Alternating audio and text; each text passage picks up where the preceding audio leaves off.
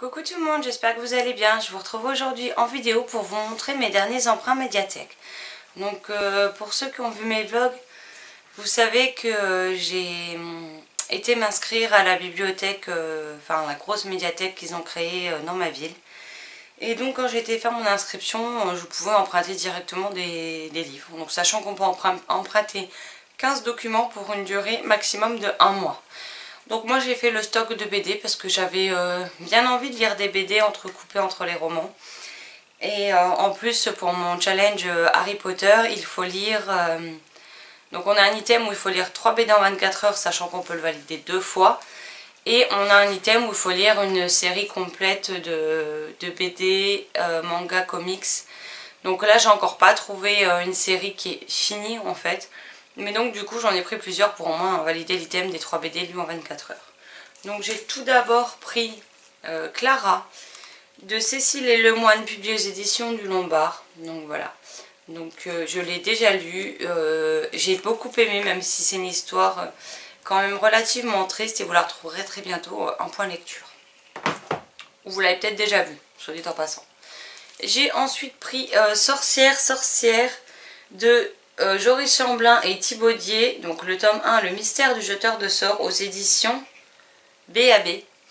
Donc si je ne me trompe pas, c'est sur la chaîne d'Elodie, donc Elliot et des livres, que je l'avais vu passer, et ça me donnait bien envie, donc je l'ai emprunté. J'ai bien aimé aussi, donc sur les 3 premières BD que je vais vous montrer, que j'ai lues, c'est celle que j'ai le moins aimée des 3, mais elle était très sympa aussi, et j'emprunterai la suite avec plaisir.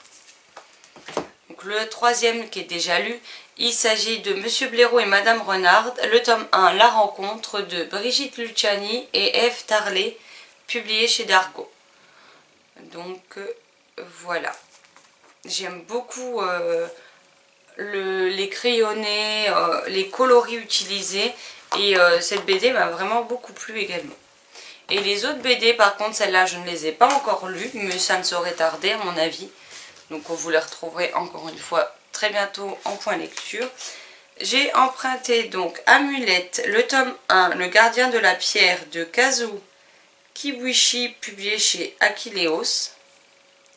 Donc voilà. Donc c'est une BD, je ne sais pas si vous allez voir, mais le format n'est pas du tout le même, hein, clairement. Mais ça peut être sympa. Donc voilà. Pour avoir un aperçu, j'ai ma feuille avec la liste des emprunts et la date à laquelle je les rends. Donc ça, c'est le livre 1. Le livre 2, c'est La malédiction du gardien de la pierre. On a le 3, Les chercheurs de nuages. Le 4, Le dernier conseil. Alors je ne sais pas combien il y en a en tout, mais à ma bibliothèque, il y en avait au moins 7. Après, je ne les ai pas tous pris parce qu'il manquait le 6e, donc j'ai dit je les reprendrai la prochaine fois. Et le livre 5, Le prince des elfes. Donc je pense que c'est une série qui sera vite lue, qui peut vraiment me plaire. Et il faut que je me renseigne combien il y a de tomes. Parce que peut-être que pour celle-ci, j'arriverai du coup à lire la série de BD manga complète. Parce que j'ai bien une série de mangas que je peux lire au complet, mais pour la deuxième validation, je ne sais pas trop. J'ai emprunté également le premier tome de Fairy Quest, donc les hors-la-loi de Paul Jenkins, Humberto Ramos, et ils ont collé sur le nom. Et donc de Leonardo Olea, publié aux éditions Glénat. Donc c'est une BD dont j'avais entendu pas mal parler, et donc je suis curieuse de voir ce que ça donne. J'espère que je vous aveugle pas complètement avec le reflet de la fenêtre. Mais voilà. Et la dernière, il s'agit d'une BD que j'avais envie de découvrir depuis un bon moment. Donc il me semble qu'ils ont la suite également, mais j'ai juste pris le premier pour voir si j'aimais.